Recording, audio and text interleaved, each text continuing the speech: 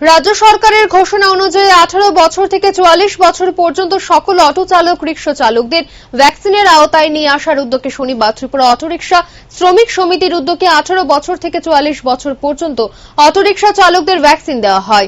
এদিন রাজধানীর RMS চৌমুহনী স্থিত এলাকায় এই টিকাকরণ কর্মসূচি অনুষ্ঠিত হয়। এদিন এই ভ্যাকসিন প্রদান কেন্দ্রে অটো শ্রমিকদের যথেষ্ট উপস্থিতি লক্ষ্য করা যায়। এদিন সমিতির সদস্যরা বলেন 18 বছর থেকে 44 বছর পর্যন্ত অটো শ্রমিকদের ভ্যাকসিন প্রদানের সিদ্ধান্ত গ্রহণ করেছে সরকার, তা যথেষ্ট প্রশংসাযোগ্য।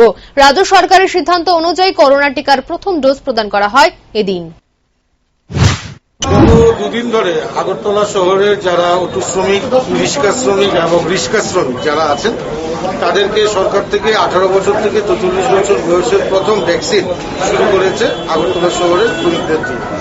সরকার যে উদ্যোগ নিয়েছে, কেন্দ্রীয় সরকার এবং রাজ্য সরকার যে উদ্যোগ নিয়েছে যে শ্রমিকদের দিয়ে প্রথম শুরু করাটা, তার জন্য রাজ্য সরকারকে অসংখ্য ধন্যবাদ জ্ঞাপন করছি।